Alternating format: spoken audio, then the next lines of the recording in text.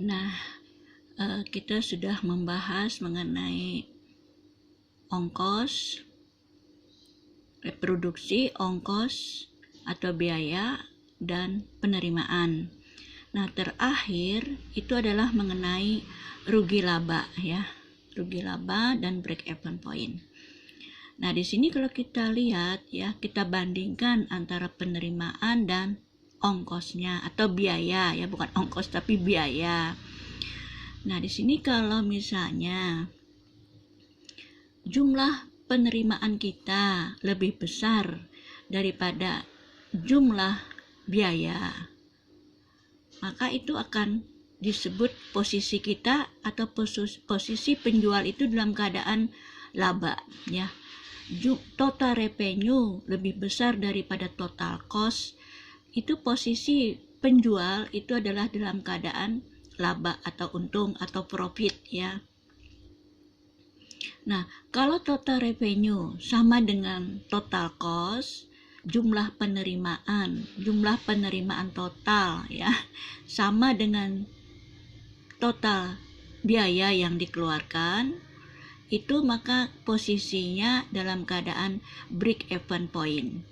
Break even point itu adalah pulang pokok ya, titik pulang pokok, atau kalau orang Banjar itu biasa bilang bulik pokok, kadada rugi dan tidak ada untung ya. Itu namanya dalam ilmu ekonomi break even, bulik pokok.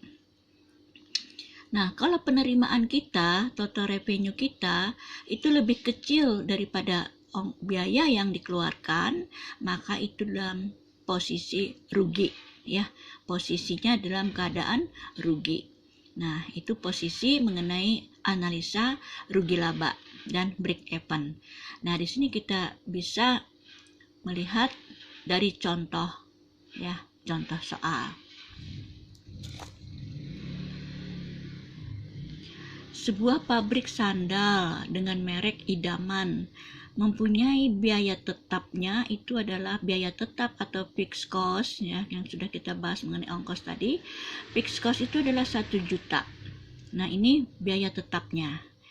Biaya untuk membuat sebuah sandal itu 500 rupiah per buah ya. Nah, ini artinya biaya variabelnya. Nah, apabila sandal tersebut dijual dengan harga 1.000 rupiah per unit, yaitu ketinggalan per unitnya. Nah, per unit ya. Nah, ditanya, kita disuruh buat dulu fungsi total cost-nya, fungsi total revenue-nya, dan variable cost-nya. Yang pertama. Yang kedua, pada saat kapan pabrik sandal mencapai break even. Kemudian yang ketiga, untung atau rugikah perusahaan itu ya apabila memproduksi 9.000 unit. Nah, itu pertanyaannya dengan posisi yang diketahui seperti ini. Untuk menjawab yang pertama, fungsi fixed cost ya, itu sudah tahu kan, tadi sudah diketahui adalah 1 juta. Nah, biaya tetapnya 1 juta. Variable cost-nya itu adalah 500 rupiah per unit. Nah, ini setiap berproduksi dia mengeluarkan biaya variabelnya itu 500 rupiah per unit. Kalau 1 juta ini dia tetap ya, dia mau turunkah produksinya, dia mau bertambahkah, tetap dalam jangka pendek tetap dia mengeluarkan 1 juta ini. Nah, tapi kalau variable cost ini dia variable cost yang dia keluarkan itu berdasarkan biaya produksi yang dihasilkan atau Q yang dihasilkan. Nah, kemudian untuk membuat fungsi variable cost ya, fungsi variable cost itu adalah 500 tadi dikalikan dengan Q-nya. Jadi fungsi variable cost-nya itu adalah 500 Q. Artinya 500 per unit Q-nya. Nah, kemudian total cost-nya. Total cost kan rumusnya itu adalah fixed cost ditambah variable cost. Itu adalah total cost. Nah, total cost-nya di sini adalah 1 juta fixed cost-nya. Nah, variable cost-nya itu 500 quantity. Kemudian penerimaan totalnya. total revenue-nya kan tadi rumusnya P kali Q.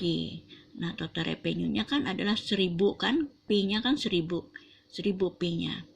Nah, Q-nya belum ada, jadi 1000 Q ini fungsi ya, fungsi.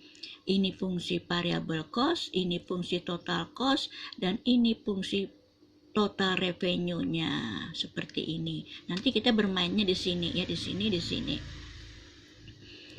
Yang kedua, pertanyaan yang kedua itu adalah break even. Berapa break even point terjadi pada saat total revenue? Nah, ini syaratnya ya. Syarat untuk break even point, syarat untuk BEP itu adalah total revenue sama dengan total cost. Ini syaratnya ya. Penerimaan sama dengan biaya ya. Jumlah total revenue, jumlah yang kita peroleh dari hasil penjualan sama dengan total biaya yang harus kita keluarkan. Nah, itu artinya ini dalam keadaan break even, syaratnya itu adalah ini.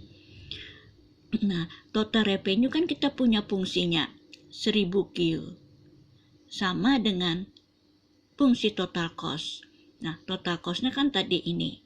Nah, 1000 plus 500 Q, total revenue-nya 1000 Q. Jadi 1000 Q ini sama dengan fungsi ini. Nah, kita selesaikan ya. 1000 Q min 500 Q-nya kita pindah ruas.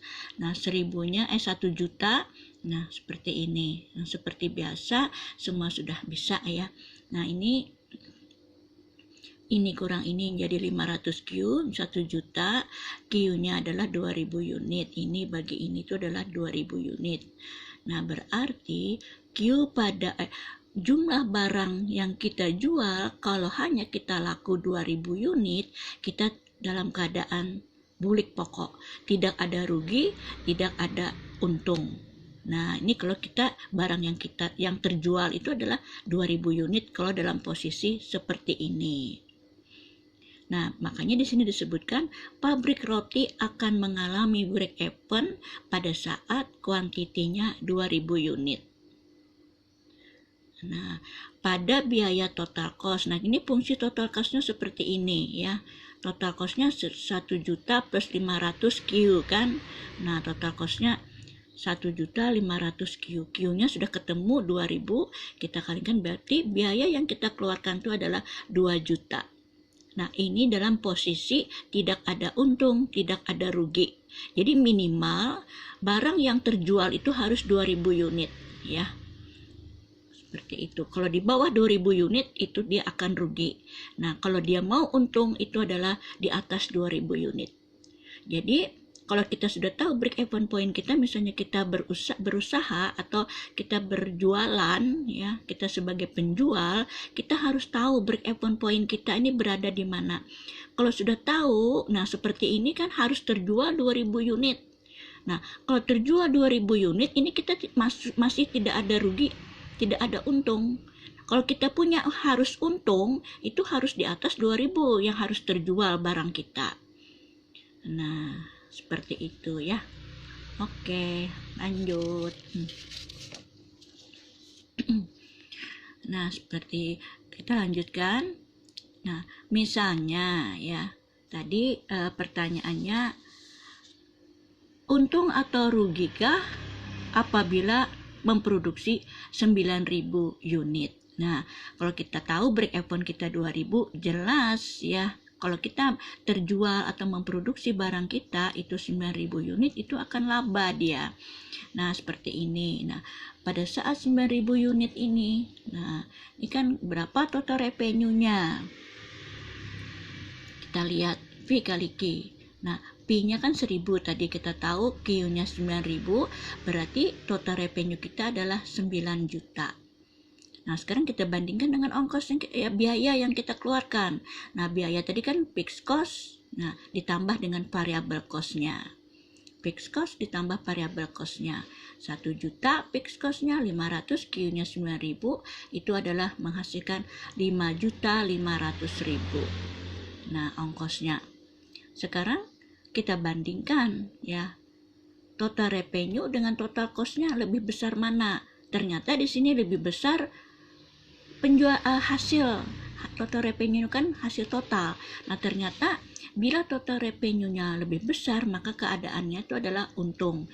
Nah, berarti ini dengan ini, kalau posisi 9.000 ini kuantiti yang terjual, berarti kita untung atau laba.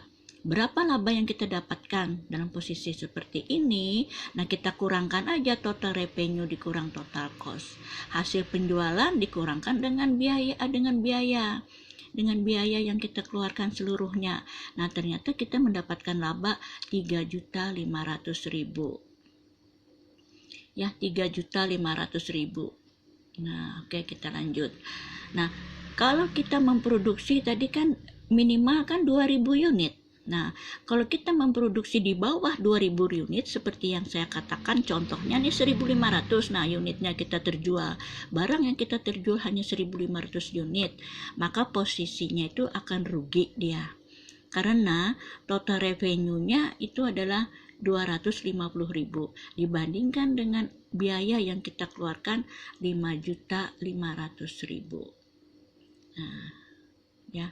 Ini total revenue-nya sedemikian ya, dapatnya 1.500.000, ongkosnya biaya yang dia keluarkan, nah 1 juta bukan ini ya, 1.750.000 ini biaya yang dia keluarkan.